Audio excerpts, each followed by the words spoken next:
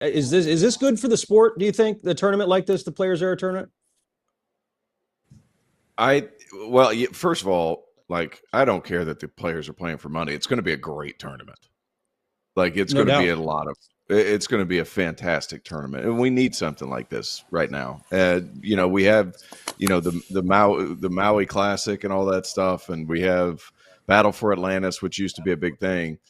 There's a couple of things that have kind of occurred. Is one of them is that coaches don't want to play in 8-team tournaments or 8-team tournaments because they're having to scout on site.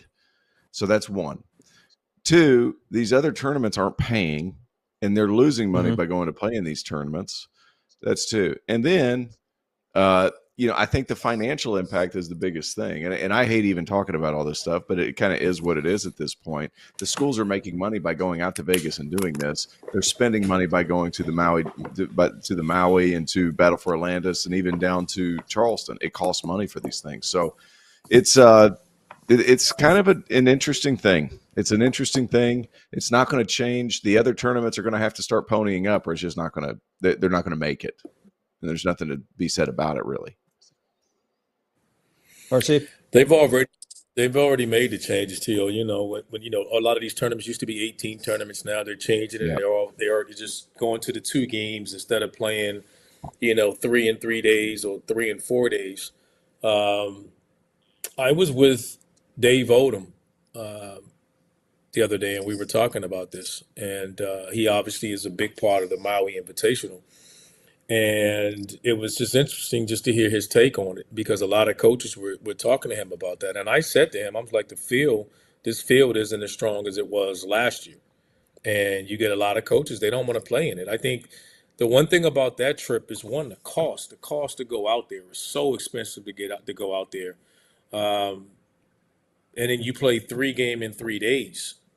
And then you just come right back, and then you got to play a game after being out there for 5 or 6 days, adjusting to the time frame. So, the scouting isn't as much of a headache unless you get caught. The headache, what it is on the coaches. Like, as a coach, when I was in Maui, I never got a chance to do anything because the team we ended up it was a chance that we could play those teams, so it wasn't fun because you were always prepping and scouting to go that far. But it's a brutal trip. It's 3 games, 3 days. That's always hard early in the year, and these coaches don't want to do that. The players don't want to play 3 games in 3 days. And will they adjust that? Will they go and give you another day? Will they give you like Thanksgiving off, or make you play a Friday? However you space the tournament out, make it 3 games in 4 days. But the problem going to be with a trip like Maui is just the cost, man. Getting out there, you had teams sharing charter planes in the past, trying to figure out ways to cut down costs, flying commercial.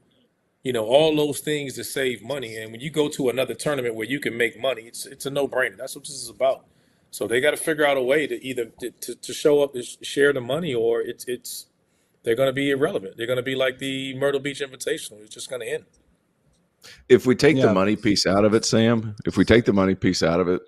like we went when I was finishing my degree, so I was basically GAing and student assistant, however glorious or not glorious that is, I don't really care. But it was like the first year it was at we did Charleston Classic, lost in the finals, but it was like the prep for that was crazy, because if you had the 3rd game, you had to get base scouts for 4 teams on the other side of the bracket, and then you had to cut it down even more. You never got to leave. We went to Cayman the following year and played Creighton. And I think we played Akron, and then we ended up playing Creighton in the next round, or we played Creighton in the finals. I can't remember. It doesn't matter.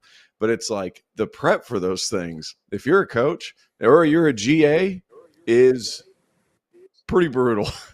And it's the worst. And I think this is like this might be an underrated aspect of this, but there's so much riding on these games against other power conference teams that I actually think, the net has screwed with the MTEs as well. That's the reason these teams don't want to play 3 games in 3 nights, because they'll end up playing somebody like a Davidson and have their hands full with the short days on prep. Right. And it's impossible to get your teams ready to play a team that's as solid as Utah State or as solid as Davidson. And then you got to run into them in the finals. It's like, God, what am I doing? Look at what Drake did last year at the Charleston Classic, and I bring them up for recency bias. Like the thing is the Nets screwed it up a little, but the money has changed the game for players era. But as far as that other stuff, there's so much riding on these high major games. It's hard to do them 3-3 because you get punished so badly at the end of the season that it doesn't make it worth it. So a few things need to happen and a few things need to change. Maybe there needs to be some sort of reward system for the winners and, for these MTEs if you want them to continue, because I think it's a great thing. Feast week is a great thing for college basketball and Thanksgiving week. It's not going to be the same with all this happening because there's just so much riding on these games. Look at what happened to UConn last year. They lost 3-3 in Maui, and then freaking Dan Hurley threw a hand grenade into all the MTs for everyone else for the next few years. And you look at the teams that are in it now. Auburn was supposed to be down in the Bahamas. One more team was supposed to be down in the Bahamas. They both canceled, and Creighton.